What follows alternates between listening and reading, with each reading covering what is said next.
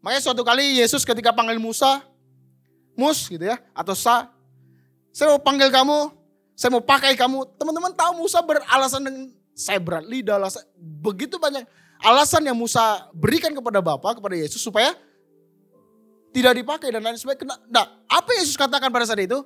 Musa, apa yang ada? Apa yang ada padamu? Itu yang pertanyaan Yesus kepada. Jangan lihat apa yang gak ada, jangan. Apa yang ada di tanganmu. Itu yang bisa kita mulai berikan kepada orang lain. Mungkin belum uang, tapi mau gak kita bantu orang lain, tenaga kita berikan.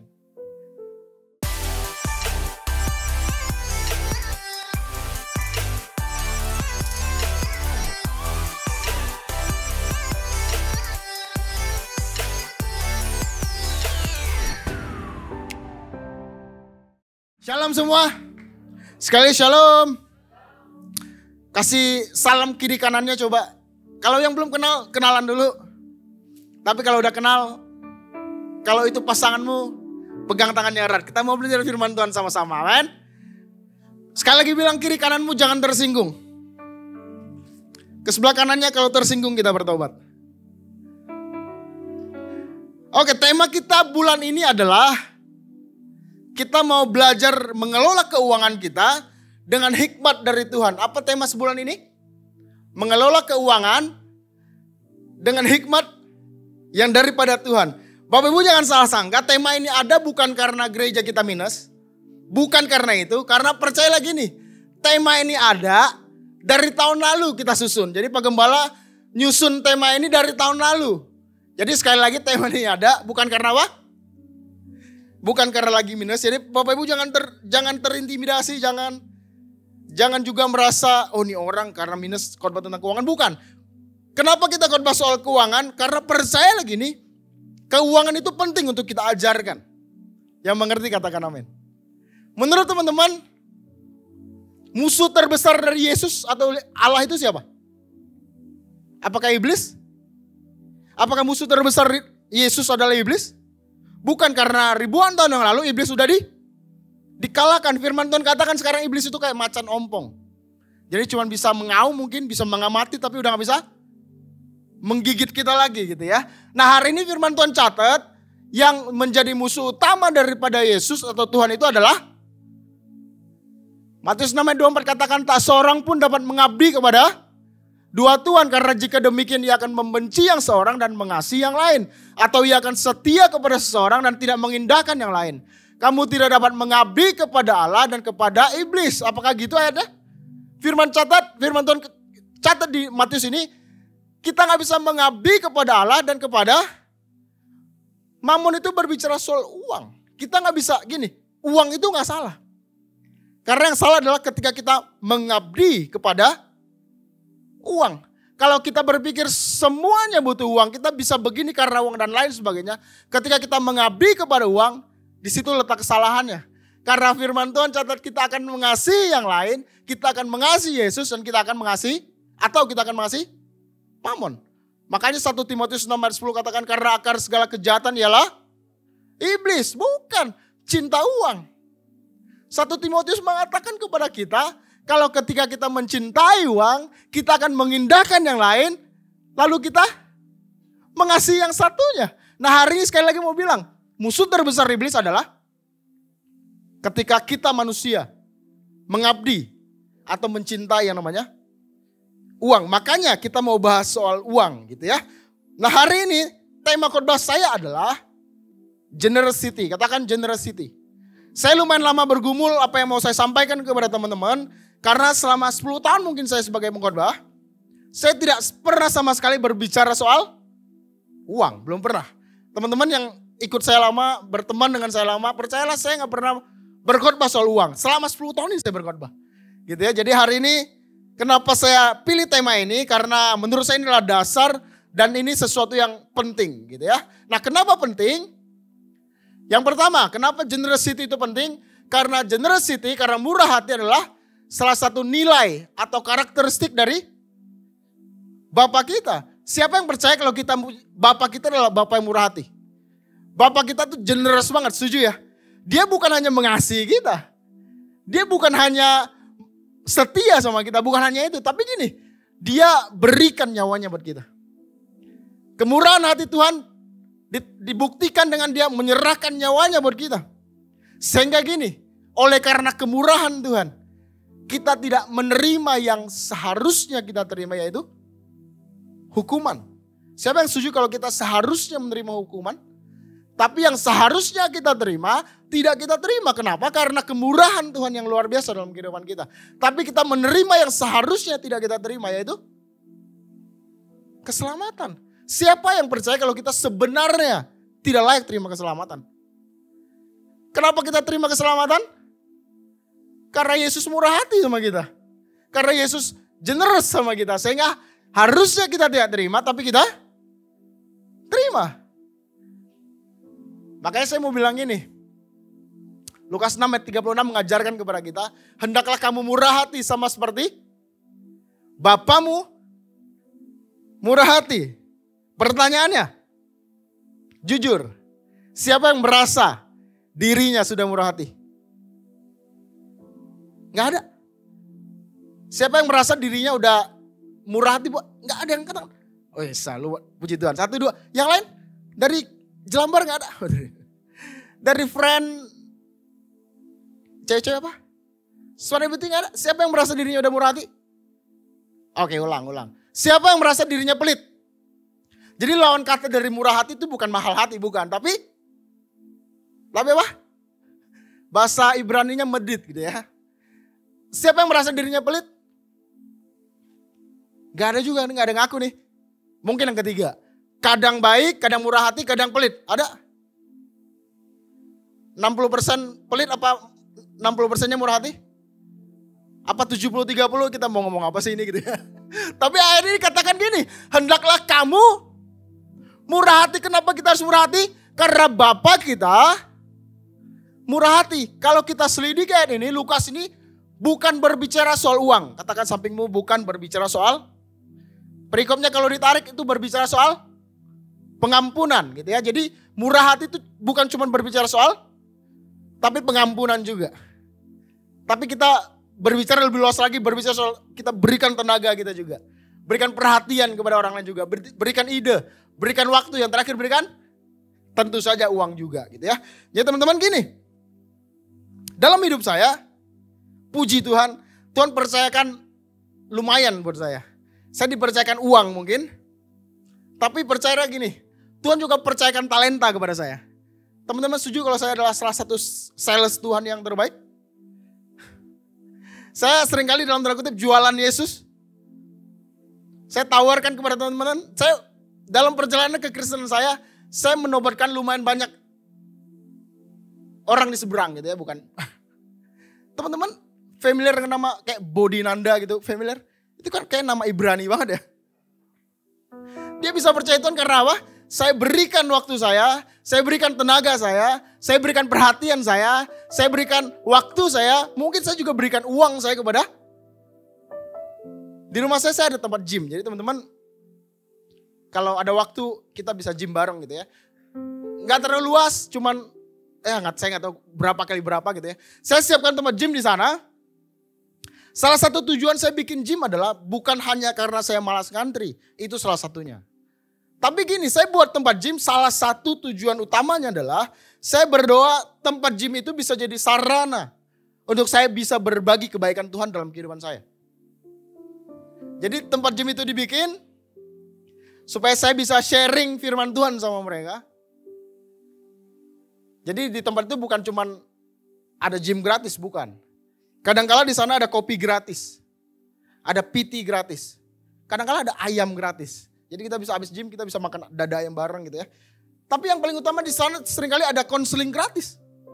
Ada orang yang lagi berbeban berat gitu ya, hidup lagi gak baik-baik aja. Di tempat gym adalah sarana kita berbagi, untuk kita bercerita. Dan saya percaya gini, suatu kali gini, ada teman saya, jadi yang gym di rumah saya itu bukan hanya orang-orang Kristen, bukan. Satu kali ada teman saya bilang gini, orang Buddha gitu ya.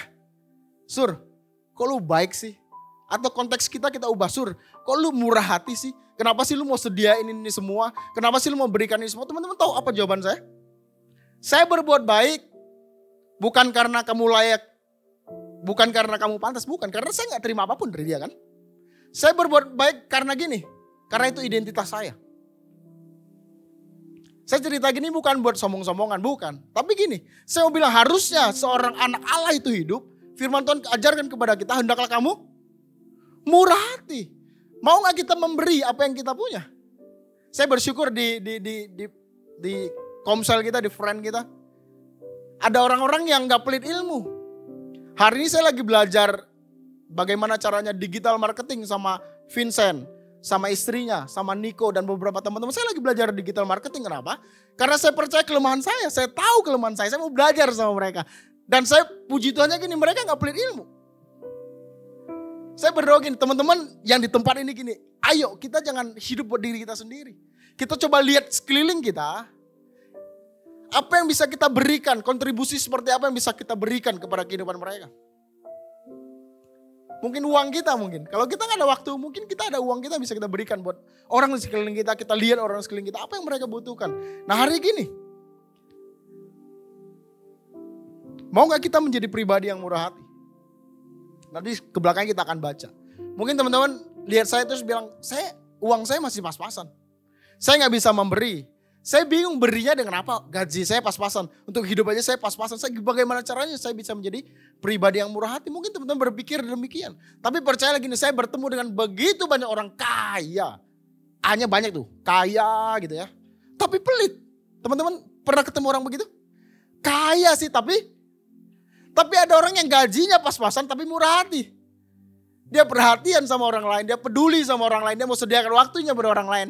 Dia mau traktir kopi kepada orang dan lain sebagainya. Teman-teman, kita bisa melihat ada begitu banyak orang yang secara keuangan tidak terlalu kaya gitu ya, tapi dia bisa memberi. Dan saya mau itu ada pada kita. Makanya suatu kali Yesus ketika panggil Musa, Mus gitu ya, atau saya mau panggil kamu, saya mau pakai kamu. Teman-teman tahu Musa beralasan dengan saya berat lidah, begitu banyak alasan yang Musa berikan kepada Bapa, kepada Yesus supaya tidak dipakai dan lain sebagainya. Nah, apa Yesus katakan pada saat itu? Musa, apa yang ada? Apa yang ada padamu? Itu yang pertanyaan Yesus kepada. Jangan lihat apa yang gak ada, jangan. Apa yang ada di tanganmu. Itu yang bisa kita mulai berikan kepada orang lain. Mungkin belum uang, tapi mau gak kita bantu orang lain, tenaga kita berikan. Istri-istri, saya mau nanya, jujur. Ada yang pengen punya suami pelit? Ada? Suami-suami ada yang pengen punya istri pelit? Pengen? Yang belum nikah? Ada yang belum nikah? Ada lah ya, gak usah angkat tangan, gak apa-apa. Gue bercita-cita pengen punya suami pelit. Ada? Cewek-cewek yang belum nikah ada?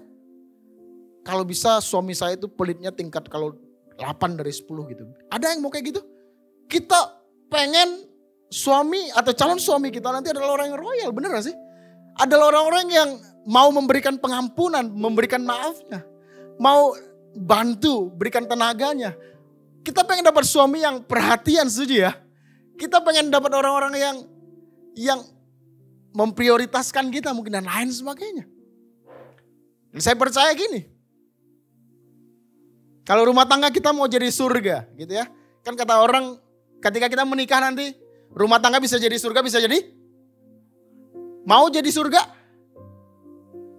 Berikan pengampunan. Jadilah orang yang gampang mengampuni. Jadilah orang yang gampang memaafkan orang di sebelah kita. Jadilah orang yang gampang membantu. Jadilah orang yang perhatian. Ada yang mau punya suami cuek mau? Gak apa-apa cuek, yang penting rekeningnya kencang gitu. Ya gak apa-apa, itu terserah kalian juga. Tapi kan kita pengen udah perhatian terus kaya, bener gak sih? Itu kan keinginan kita semua. Tapi gini isunya adalah, kalau kita pengen rumah tangga kita jadi sorga, jadilah pribadi yang murah hati.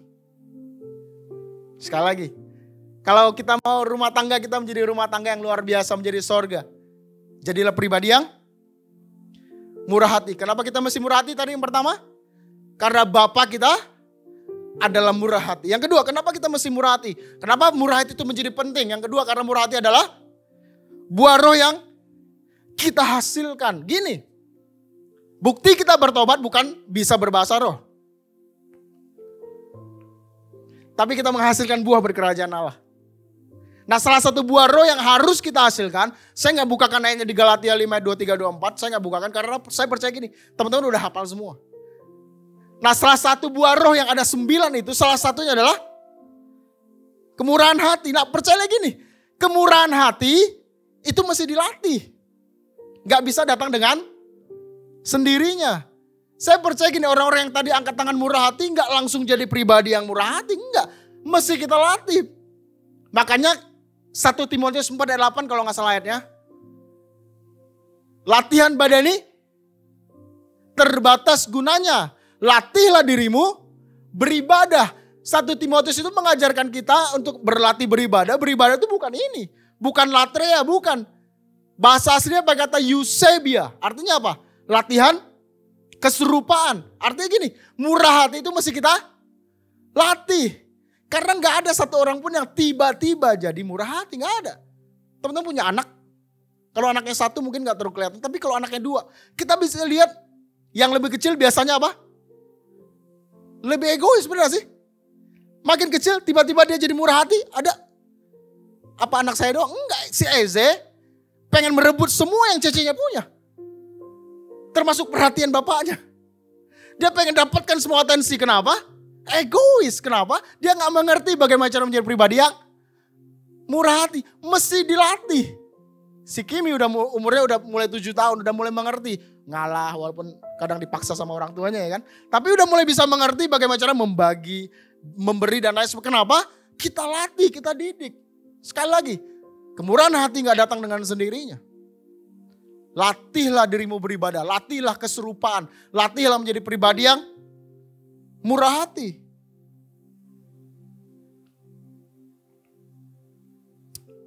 Oke.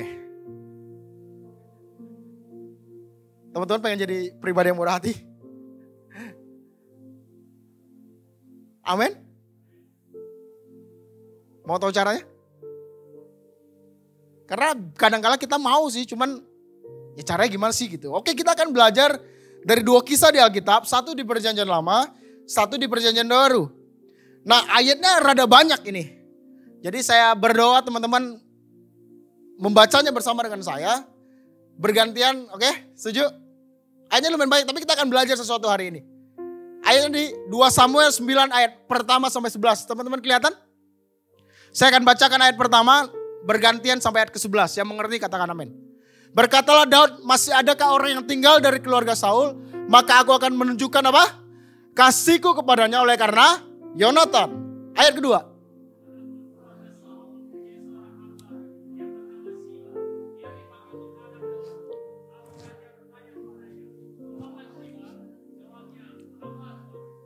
Kemudian berkatalah raja, tidak adakah lagi orang yang tinggal dari keluarga Saul? Aku hendak menunjukkan kepadanya kasih yang dari Allah. Lalu berkatalah Ziba kepada raja, masih ada seorang anak laki-laki Yonatan yang cacat kakinya. Lanjut.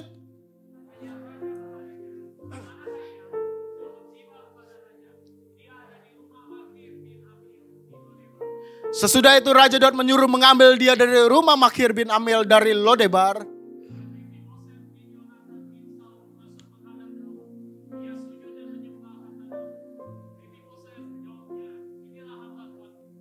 Kemudian berkatalah Daud kepadanya, janganlah takut sebab aku pasti akan menunjukkan kasihku kepadamu. Oleh karena Yonatan ayahmu, aku akan mengembalikan kepadamu segala ladang Saul, nenekmu, dan engkau akan makan sehidangan dengan aku. Ayat 8.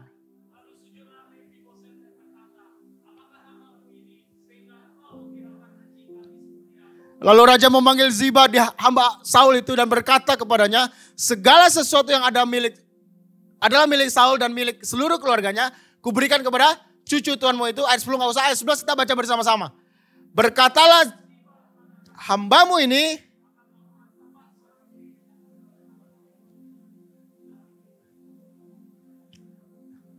makin kecil suaranya. Yang udah sarapan? Aku tutup, oke sorry. Tapi gak kelihatan ya. Oke, saya bacakan. Berkatalah Ziba kepada raja, hambamu ini akan melakukan tepat seperti yang diperintahkan tuanku raja kepadanya. Dan Mephiboset makan sehidangan dengan Daud sebagai apa? Salah seorang anak. Apa yang kita pelajari dari kisah ini? Minimal ada 3 hal yang kita pelajari. Dari pembacaan kita, minimal ada 3 hal yang kita pelajari. Mephiboset adalah cucunya Saul. Raja sebelum Daud. Harusnya biasanya ketika raja baru naik, orang-orang atau keluarga dari raja sebelumnya dibunuh. Karena takut dikudeta dan lain sebagainya. Makanya tadi kalau teman-teman baca, Mephiboset ini kemana? Coba kita balik lagi. Di Lodebar. Teman-teman tahu arti Lodebar? Tersembunyi. Diasingkan. Kenapa? Takut dibunuh. Nah, kita tahu ceritanya. Tadi kita baca, Mephiboset diampuni sama Saul. Tidak hanya diampuni, Mephiboset diangkat jadi anak. Tidak hanya diangkat jadi anak, Mephiboset semua uang, semua harta Saul, kakekmu itu, semuanya dikasih ke. Tiba-tiba Mephiboset jadi orang kaya. Karena percaya gini, harta peninggalan raja pasti banyak, pasti gak mungkin dikit. Kalau kita meninggalkan utang biasa kepada anak kita. Tapi biasanya kalau raja meninggalkan harta benda yang banyak diberikan kepada Mephiboset. Gini, tiba-tiba orang yang diasingkan, tiba-tiba orang yang disembunyikan, diampuni, diangkat jadi anak dan diberkati. Mirip-mirip kita gak? Mirip sama kita gak sih? Begitu juga kita di hadapan Yesus, benar gak sih? Kita diampuni sama Yesus. Hari ini kita bersalah, kita minta ampun sama Tuhan. Tuhan, besok kita bikin kesalahan lagi. Ada yang abis itu gak bikin kesalahan? Apa yang Yesus kerjakan? Diampuni lagi. Bukan hanya diampuni, firman Tuhan katakan gini, kita diangkat jadi anak. Jadi status kita hari ini gini, kita anak Allah. Identitas kita apa? Anak Allah. Tidak hanya diangkat jadi anak, kita diberkati. Jangan dibohongi soal pendeta-pendeta. Kalau kita berbuat baik dulu baru diberkati. Enggak. Yesus sudah berkati kehidupan kita dari awal.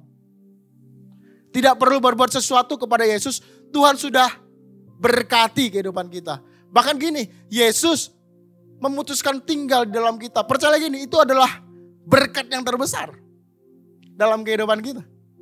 Jadi gini, harusnya kita dibunuh, harusnya kita mengalami maut dan lain sebagainya. Tapi hari ini kita bahkan diangkat jadi anaknya Allah. Kita diberkati secara luar biasa. Kita diampuni. Harusnya gini. Saya mau langsung ke sini aja. Karena poin pertama bagaimana caranya kita bisa menjadi murah hati adalah gini. Sadari. Kalau kita sudah menerima kemurahan Tuhan itu terlebih dahulu. Mau jadi pribadi yang murah hati? Sadari gini. Kita diampuni. Sadari gini. Kita diangkat jadi anak. Sadari gini. Kita diberkati sama Tuhan. Harusnya ketika kita mengerti kita yang tidak layak ini diampuni, diangkat jadi anak dan diberkati sama Tuhan. Kita menjadi pribadi yang murah hati. Artinya gini, kalau kita bisa bermurah hati sama orang lain. Bukan karena kehebatan kita, bukan. Tapi karena kita sudah terima dulu dari Tuhan. Makanya kan bahasa jadi terima kasih. Bukan kasih terima kan, bukan kan. Tapi kita terima dulu dari Tuhan, lalu baru kita bisa kasih kepada orang lain. Kita terima anugerah Tuhan, kita terima pengampunan Tuhan, kita diberkati sama Tuhan. Lalu kita kasih kepada orang lain. Itu prinsipnya. Teman-teman tahu laut mati? Kenapa laut mati jadi laut mati, teman-teman tahu? Karena dia hanya terima, tidak pernah mengalirkan. Makanya menjadi laut mati. Saya curiga gini, ada begitu banyak orang-orang yang hari ini masih duduk mungkin di gereja, tapi rohaninya mati. Tahu kenapa, salah satu alasan kenapa mati?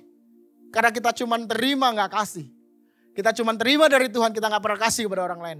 Kita terima kebaikan Tuhan lalu kita simpan untuk diri kita sendiri. Hari ini saya berdoa gini, Jemaat Rumah Harmoni tidak ada yang laut mati. Tapi kita hidup semua, kenapa? Karena kita mau berbagi kepada orang lain. Sekali lagi bukan karena kehebatan kita. Bukan karena kuat gagah kita, bukan. Tapi kita sadar kita sudah menerima kemurahan Tuhan terlebih dahulu dalam kehidupan kita. Sehingga kita bisa mau membagikannya kepada orang lain. Pertanyaannya gini. Di luar sana ada begitu banyak orang yang murah hati, setuju? Bahkan teman-teman ketika ketik murah hati. Terus image gitu ya, gambar gitu ya. Teman-teman tahu yang keluar siapa? Bukan dari orang Kristen pasti. Karena orang Kristen, tadi kan saya nanya, saya mau murah hati kan cuma beberapa orang angkat gitu ya. Tapi kalau teman-teman searching di Google, murah hati yang keluar bukan kita. Harusnya kita sedih gitu ya. Yang keluar dari mereka, nanti coba di searching gitu ya. Tapi kan sedih gitu, harusnya kan Bapak kita murah hati. Harusnya kita murah hati. Kalau kita selidiki apa motivasinya sih? Apa yang membedakan murah hatinya kita dengan orang lain? Mestinya ada perbedaan. Perbedaannya terletak di mana? Motivasinya. Motivasi orang lain memberi dengan motivasi kita memberi harusnya apa? Berbeda. Benar gak sih? Orang lain memberi supaya apa? Kadangkala alasan yang paling kuat apa? Supaya menuai lebih banyak, yang mengerti katakan amin. Seringkali orang lain di luar sana memberi karena pengen mirip-mirip sama orang Kristen. Kita memberi supaya pengen. Percaya lagi, itu motivasi yang salah. Kita memberi bukan karena motivasi utamanya bukan supaya kita menuai, bukan. Kita memberi karena identitas. Kita memberi karena tadi apa?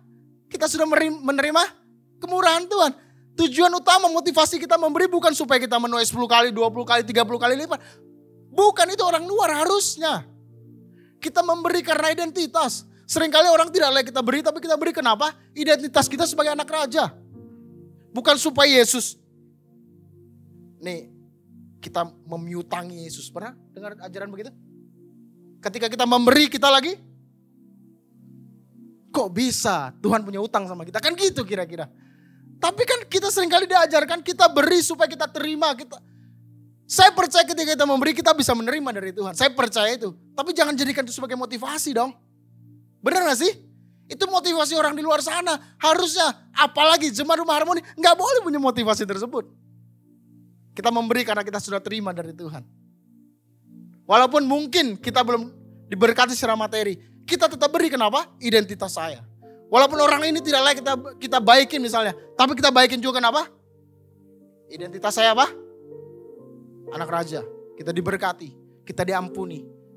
Dan kita diangkat jadi anak. Mengerti, katakan amin. Yang kedua apa motivasi orang di luar sana memberi? Pamer. Ya kan? Teman-teman, banyak orang yang memberi ketika di keramaian atau di kerumunan. Atau banyak orang tiba-tiba jadi murah hati ketika makanya kan ada banyak gereja yang si A kasih juta, si B kasih gitu ya. Semakin ditulis namanya gede-gede, makin gede kasihnya gitu ya. Saya berdoa gini, ketika kita memberi apapun itu bentuk pemberian kita, taburan kita. Tujuannya bukan karena pamer, yang mengerti katakan amin.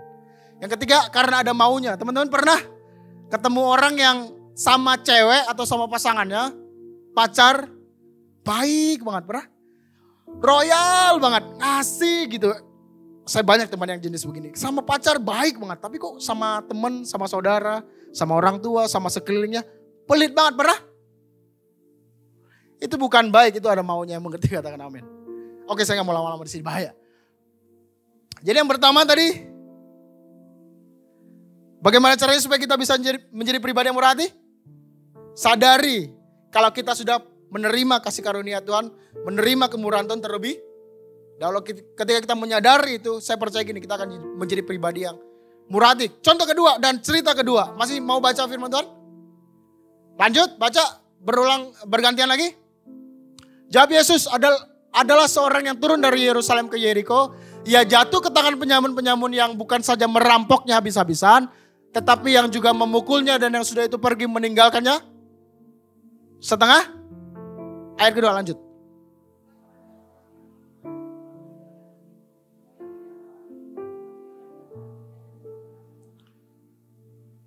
Demikian juga seorang Lewi datang ke tempat itu ketika ia melihat orang itu, ia melewatinya dari seberang jalan. Jadi yang pertama orang Lewi.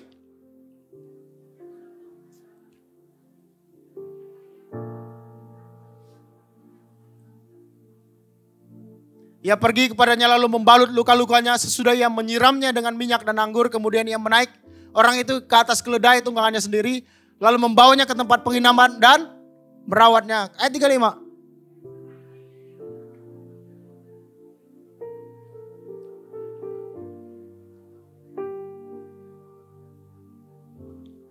Pertanyaannya Yesus kepadanya, siapakah di antara ketiga orang ini menurut pendapatmu adalah sesama manusia dari orang yang jatuh ke tangan penyamun? Jawab orang itu, gak kelihatan kan? Saya bacain. Jawab orang itu, orang yang telah menunjukkan belas kasihan kepadanya. Kata Yesus kepadanya, pergilah dan bagaimana caranya supaya kita menjadi pribadi yang murah hati? Kita belajar dari kisah ini. Ada 3 orang tadi. Yang pertama, imam, orang Lewi. Ketika dia melihat ada orang yang seharusnya kita berikan kemurahan hati, kita tolong dan lain sebagainya. Orang imam dan Lewi apa? Orang Samaria, orang yang tidak dipandang. Orang dari kasta kedua katanya. Apa yang dia kerjakan? Membalut lukanya. Bukan hanya balut lukanya tadi kita baca. Menyirami dengan minyak dan anggur. Kemudian apa? Gini, ayat terakhir tadi kita baca. Gini, ketika dia bayarin semuanya, penginapannya dan lain sebagainya. Kalau kurang katanya apa? Saya balik, saya akan bayar lagi. Itu kemurahan hati yang luar biasa, setuju? Tapi apa yang mendasarinya orang Samaria ini bisa melakukannya? Apa yang mendasarinya teman-teman kalau baca, teliti? Yang mendasarinya adalah, maka tergeraklah hatinya oleh, teman-teman familiar dengan apa yang sering Yesus catat di Alkitab? Seringkali Yesus melakukan berbagai macam mujizat dan lain sebagainya. Alasan Yesus melakukannya kenapa? Maka tergeraklah hati Yesus oleh belas kasihan. Teman-teman pengen punya kemurahan hati? Saya berdoa gini, kita adalah orang-orang yang mengerti. Kita harus hidup dengan hatinya Tuhan. Teman-teman mau punya belas kasihan yang sama seperti Tuhan? Caranya simple sebenarnya. Intimlah sama dia. Bergaullah karib dengan dia. Karena saya percaya gini, ketika kita bergaul karib dengan Tuhan, kita dapatkan hatinya Tuhan. Tuhan bergaul karib dengan orang yang takut akan dia. Dan perjanjiannya diberitahukannya kepada mereka. Tuhan tuh senang bergaul sama orang-orang yang takut akan dia. Sehingga ketika kita bergaul karib dengan dia, kita hidup dalam takut akan Tuhan, menghormati Tuhan. Kita lagi bergaul karib dengan Tuhan. Nah ketika kita bergaul karib dengan Tuhan, yang terjadi adalah kita dapatkan hatinya Tuhan. Kalau kita buka hatinya Tuhan, isinya adalah jiwa-jiwa. Kalau kita lihat isi hatinya Tuhan, isi hati Tuhan adalah jiwa-jiwa. Salah satu alasan terbesar kenapa dia turun dan menyelamatkan kita karena apa? Jiwa-jiwa, dia mengasihi kita semua. Nah hari ini gini, bergaullah dengan Tuhan. Hiduplah takut akan Tuhan. Sehingga kita bisa dapatkan hatinya Tuhan. Karena saya percaya, untuk menjadi pribadi yang murah hati, kita harus hidup dengan hatinya Tuhan. Kalau hari kita masih hidup dengan agenda kita, percayalah kita susah jadi orang yang murah hati. Kita susah melihat sekeliling kita, lalu mau menolong mereka. Susah, kenapa? Kita hidup dengan agenda kita. Tapi karena kita hidup dengan agendanya Tuhan, dengan hatinya Tuhan, dengan gampangnya kita mengampuni. Kenapa? Karena kita tahu orang yang kita ampuni, orang bersalah sama kita, adalah orang-orang yang dikasihi Tuhan juga. Teman-teman pernah disakiti? Teman-teman percaya orang yang menyakiti kita adalah orang-orang yang disayang sama Tuhan? Amin. Ketika kita mengerti itu, ketika kita hidup dengan hatinya Tuhan, kita mengerti walaupun dia sakiti kita. Walaupun dia gak cengli sama kita. Tahu cengli ya? Ada grup bola gitu ya, bukan. Dia gak cengli sama kita, mungkin dia ciak kita gitu ya. Tapi kita tetap bisa mengasihi. Walaupun dengan bentuk yang berbeda, kita pukul, enggak gitu. Kita mungkin mengasihi dengan cara yang berbeda. Tapi ketika kita dapatkan hatinya Tuhan, kita mampu mengasihi yang Tuhan kasihi. Kita mampu menolong yang Tuhan pengen tolong. Sekali lagi, biarlah hatimu tergerak oleh belas kasihan. Yang ketiga, yang terakhir. Yang ketiga, bagaimana caranya supaya kita bisa menjadi pribadi yang murah hati? Mengertilah kalau kita ini pengelola bukan pemilik. Saya udah pernah khotbah tentang ini, stewardship. Teman-teman bisa buka lagi di YouTube kita gitu ya. Tapi saya mau bilang ini, ketika kita dapatkan hatinya Tuhan, percayalah kita gak bisa diem. Ketika kita dapatkan hatinya Tuhan, kita mengerti kalau hari ini kita gak bisa diem. Kita akan lakukan apapun supaya orang lain mengalami hal yang sama dengan kita.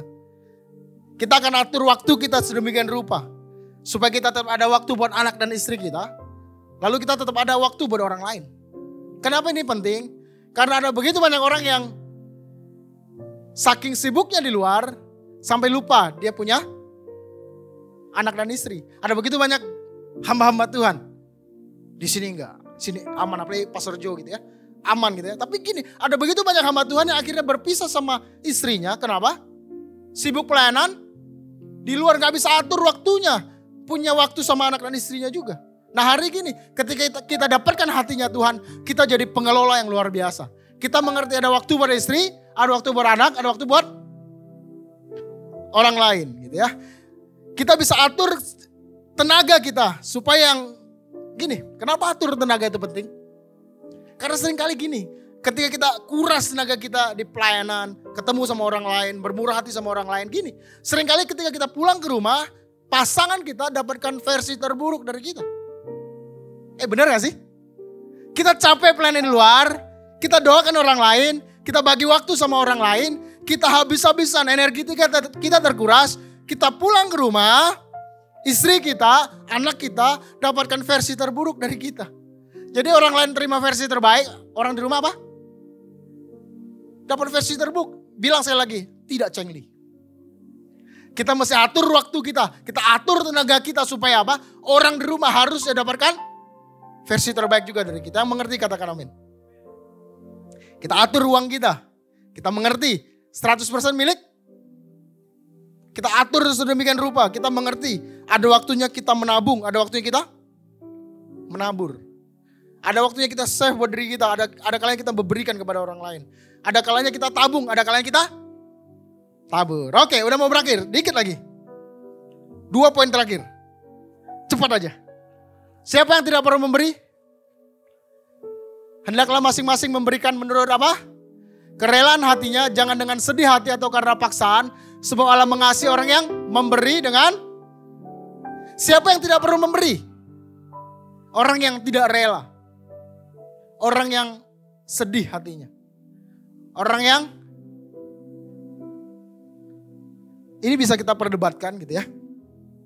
Karena ada hamba Tuhan yang ngajar gini. Ini bahaya nih. Kalau memberi harus sampai sakit. Baru berkorban. Pernah dapatkan pengajaran demikian? Tapi kalau kita baca ini kayaknya enggak deh. Orang yang memberi karena mengasihi Allah, memberi dengan terluka, dengan sedih hatinya, enggak kan?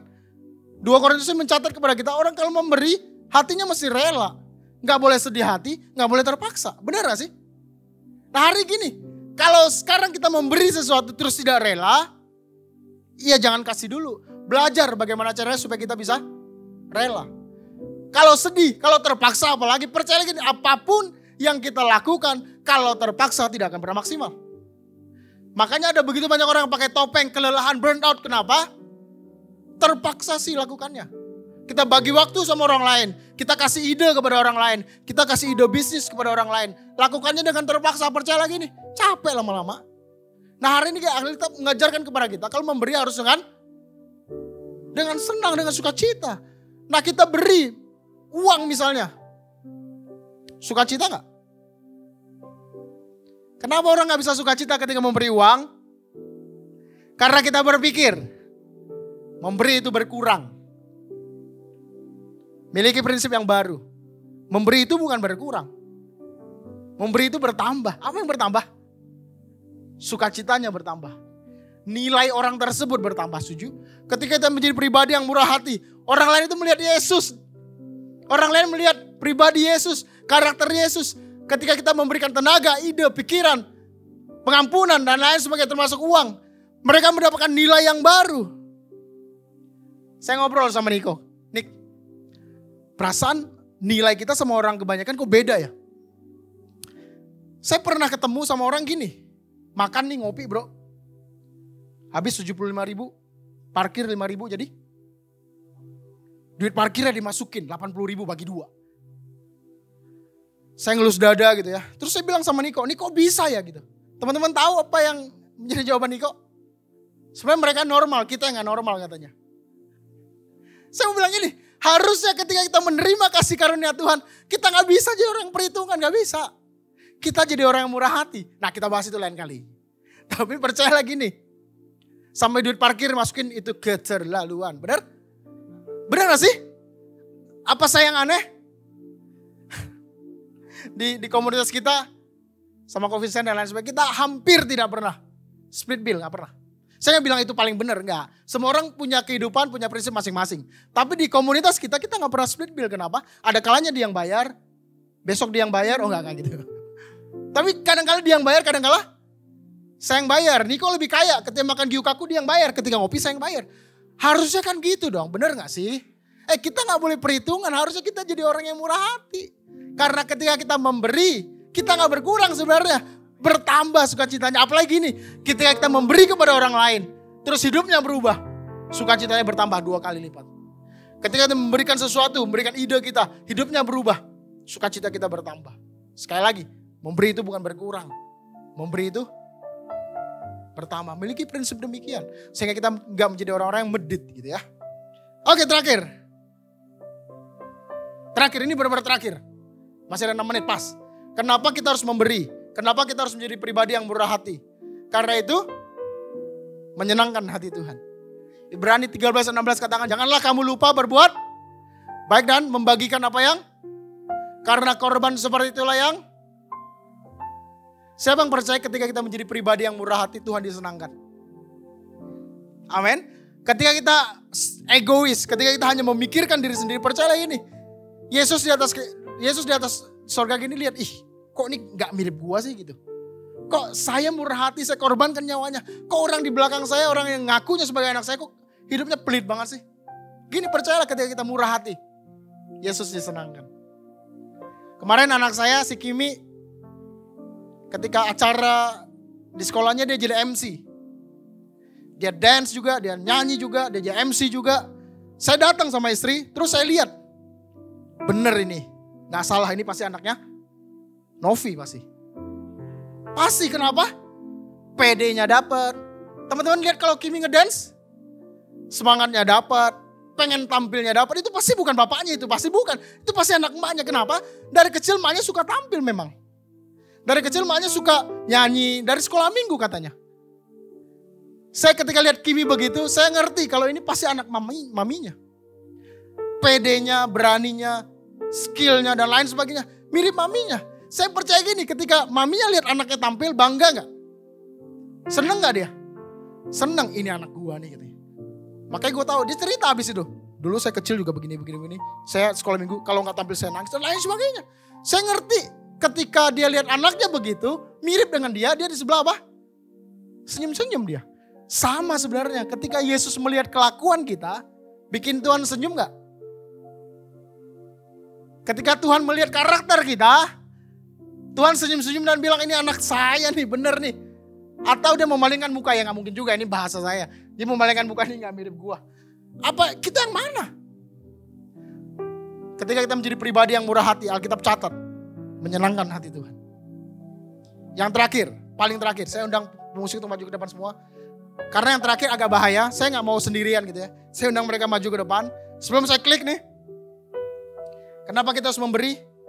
Saya minta support dulu sama teman-teman nih. Membuktikan kalau saya tidak sendiri. Karena poin kedua dan yang terakhir dari saya, kenapa kita harus memberi adalah, kenapa kita harus menjadi pribadi yang murah hati? Jadi selama 40 menit tadi saya berkhotbah, sebenarnya cuma buat ini doang. Jadi lupakan semuanya, terus kita fokus sama ini gitu ya. Oh enggak gitu. Percaya lagi nih, kenapa kita harus memberi? Untuk membantu pekerjaan Tuhan di gereja ini. Percayalah Tuhan gak butuh duit kita. Tapi Laura butuh. Tapi gereja kita butuh, bukan salah. Pak Gembala butuh duit kita, bukan Pak Gembala yang butuh, bukan Laura yang butuh, bukan saya yang butuh sebenarnya. Gereja kita butuh dana, duit daripada kita. Teman-teman mau gereja ini mengerjakan apa yang Yesus kerjakan? Ketika Pak Gembala ketemu sama saya, sebelum gereja ini ada, Pak Gembala ketemu sama saya, dia udah kayak sales. Dia bawa iPad-nya, dia presentasikan kepada saya. Ada yang selain saya yang dapatkan itu? Jadi sebelum gereja ini ada, dia bawa iPad kemana-mana, di dalamnya isinya visi misi Rumah Harmoni. Nilai, apa yang mesti dikerjakan, tema sebulan, tema setahun, dan lain sebagainya. Full, teman-teman pernah dapatkan itu? Ketika ngopi sama Pak Gembala, pernah? Beberapa orang yang udah lama pernah dapatkan itu. Visinya keren banget gitu ya. mau memuridkan bangsa-bangsa, mau menjadi muridnya Yesus. Lihat hubungan dan pengajaran dan lain sebagainya. Visinya ada, misinya ada, nilainya ada. Karakter yang mau dibangun sudah ada. Tapi percaya lagi nih, gak enak ngomongnya. Kadang-kala terbentur karena uangnya gak ada. Oke, sekali lagi saya butuh support dari kalian gitu ya. Teman-teman tahu kenapa setiap bulan kedua, minggu kedua kita kasih laporan keuangan? Karena tidak ada dusta di antara kita, setuju? Karena gini, saya anggap kalian semua itu, percayalah itu ada karena saya juga gitu ya. Jadi Pak Gembala ketika membuka gereja saya bilang, tapi saya mau ada laporan keuangan ya, kenapa? Saya mau anggap kalian sebagai keluarga saya. Saya bukakan laporan keuangan supaya kita mengerti kita plus apa minus. Kita dapatnya berapa, kita keluarnya berapa. Dan saya mau gini, kita sama-sama bertanggung jawab atas kehidupan Rumah Harmoni ini. Jangan biarkan Pak Gembala makin kurus. Gitu ya. Karena galau gitu. Galau kenapa? Mau lakukan ini gak ada dananya. Seringkali itu yang terjadi. Kemarin hari Selasa saya ketemu sama beliau. Saya cerita, saya udah mulai galau nih. Galau kenapa? Karena tagline kita kan keren kan. Rumah Harmoni. Apa tagline kita? Rumah Harmoni. Rumah pemuritan. Gue udah mulai galau nih, gue bilang gitu. Kita ketemu di sambil ngopi gitu ya. Gue mulai galau. Galau kenapa bro? Saya takutnya tagline kita cuma buat keren-kerenan doang, saya bilang. Karena menjadi perenungan saya, apakah benar gereja kita melakukan pemuritan? Saya mulai galau. Jangan-jangan cuma tagline-nya doang yang keren, tapi kita gak dimuridkan. Lalu Pak Gembala bilang gini, terus apa yang mesti kita kerjakan bro? Gue bilang gini, kalau kita mau disebut sebagai gereja pemuritan, minimal ada 2 hal. Equipping dan fellowship-nya masih kuat. Equipping belum dikerjakan. Makanya nanti next, bulan ini, tanggal 29 nanti, di pengumumannya ada. Kita mau lakukan equipping.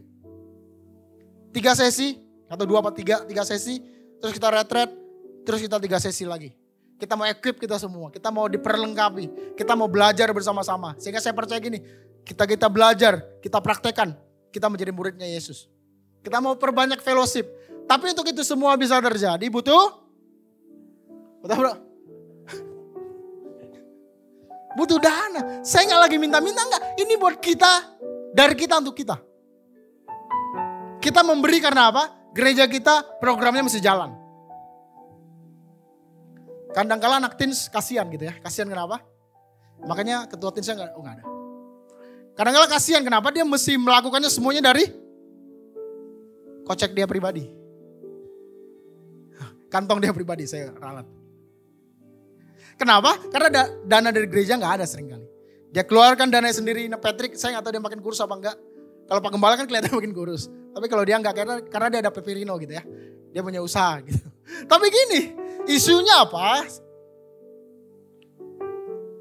Ketika kita memberi spesifik soal keuangan di Rumah Harmoni. Bukan buat gembalanya. Bukan. Tapi supaya listrik bisa dibayar. Supaya program bisa dijalankan. Jadi saya berdoa gini, kita jadi satu keluarga, men. Ketika kita keluarga gini, kita memperhatikan pengeluaran dan pemasukan kita. Kita mau berkontribusi di dalamnya. Katakan samping kiri kanan mau berkontribusi. Yang mengerti katakan amin. Saya meresikukan diri saya dirajam batu. Tapi percayalah, gak ada atensi saya untuk minta-minta, enggak sebenarnya. Tapi saya mau ajarkan satu nilai yang luar biasa.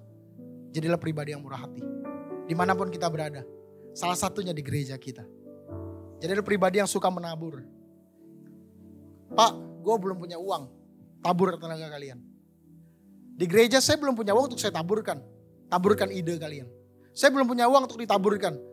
Taburkan pengampunan kalian, tenaga kalian. Tadi apa? Kepedulian kalian. Mulai lihat sekeliling kita. Dan mulai peduli sama mereka. Save nomor mereka. Coba kontak sama mereka. Nah nanti di equipping itu nanti kita akan sama-sama belajar. Bagaimana cara kita memuridkan orang lain. Bagaimana cara kita memegang atau menjadi fasilitator dan lain sebagainya. Kita akan sama-sama belajar. Saya mengharapkan kita semua untuk ikut. Cuman 20 orang doang yang bisa ikut di batch pertama gitu ya. Itu aja. Saya mesti menghela napas. Boleh bantu saya nyanyi satu lagu? Saya gabung di sini. Teman-teman belajar sesuatu, amin? Oke, silakan nambahnya.